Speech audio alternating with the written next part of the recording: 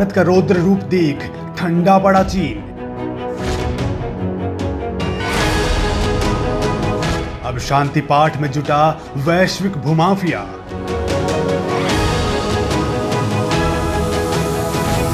पहले युद्ध की तैयारी, अब शांति की बारी।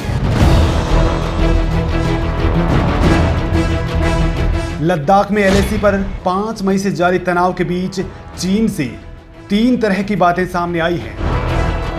पहले चीन के राष्ट्रपति ने चीन की सेना को युद्ध की तैयारी के आदेश दिए थे, जिस पर भारत का रिएक्शन बहुत कड़ा रहा। भारत ने अपनी सेना को 1 इंच भी पीछे खींचने को मंजूरी नहीं दी। तो फिर चीन के विदेश मंत्रालय का एक बड़ा बयान सामने आया, जिसमें वो सीमा पर हालात को स्थिर और कंट्रोल वाला बताता है। हालांकि भारत ने इस बयान से भी खास इत्तेफाक नहीं रखा और अपनी स्थिति लगातार मजबूत करता रहा।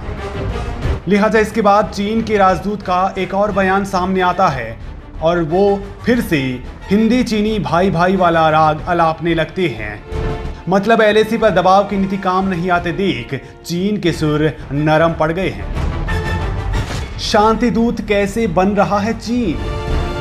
चीन से फैले कोरोना वायरस संक्रमण के कारण पूरी दुनिया परेशान है, लेकिन ड्रैगन अपने गुनाहों पर पर्दा डालने के लिए अलग ही गेम खेल रहा है। भारत से लगती सीमा पर सैन्य झड़पों के बाद चीन ने न केवल अपने सैनिकों को बड़ी संख्या में सीमा के पास तैनात कर दिया है, बल्कि अब शांति दूत बनकर तनाव को स्थिर बता रहा है। भारत में चीन के राजदूत सेन विडोंग ने बड़ी बात कही है। उन्होंने कहा कि भारत और चीन एक दूसरे के लिए संभावनाओं के द्वार हैं, ना कि वो एक दूसरे के लिए खतरा। उन्होंने मतभेदों को रिश्तों पर हावी नहीं होने देने पर जोर दिया है। विडोंग ने कहा कि चीन और भारत कोविड-19 के खिलाफ साझी लड़ाई लड़ रहे हैं और हम पर अपने रिश्तों को प्रगाढ़ करने की जिम्मेदारी है।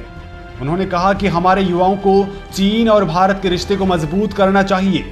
दोनों देश एक दूसरे के लिए अवसरों का द्वार हैं, ना कि खतरों के। उन्होंने कहा कि ड्रैगन और हाथी एक साथ डांस कर सकते हैं।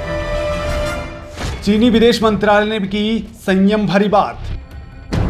इससे पहले चीनी विदेश मंत्रालय ने कहा कि भारत के साथ सीमा पर हालात पूरी तरह स्थिर और कंट्रोल में हैं। चीन के विदेश मंत्रालय के प्रवक्ता झाओ लिजियान ने कहा कि सीमा से संबंधित मुद्दों पर चीन का रुख स्पष्ट और सुसंगत है। हम दोनों नेताओं के बीच बनी महत्वपूर्ण सहमति और दोनों देशों के बीच हुए समझौते का सख्ती से पालन करते हैं। विदेश मंत्रालय ने चीन के राष्ट्रपति शी जिनपिंग और भारत के प्रधानमंत्री नरेंद्र मोदी की 2 अनौपचारिक बैठकों के बाद उनके निर्देशों का जिक्र किया, जिसमें दोनों देशों की सेनाओं को परस्पर विश्वास पैदा करने के और कदम उठाने के लिए कहा गया था।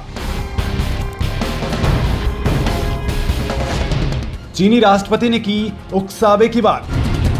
एलएसी पर जारी तनाव के बीच भारत ने कभी उकसावे की बात नहीं की, लेकिन मंगलवार को खबर आई कि चीनी राष्ट्रपति शी जिनपिंग ने अपनी सेना को युद्ध के लिए तैयार रहने को कहा है। दरअसल चीन के विस्तारवाद के केंद्र में उसकी दबाव की नीति है। वो कमजोर पड़ोसियों को कभी कर्ज देकर फंसाता है तो कभी अपनी ताकत की नुमाइश कर डराता है। वहीं भारत जैसे टक्कर के देशों पर सैन्य दबाव बनाने की कोशिश करता है। हालांकि इस कोशिश में वो लगातार अपने ही भद्द पिटवाता रहा है।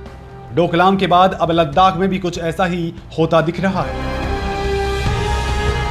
चीन को क्यों लग रही मिर्ची?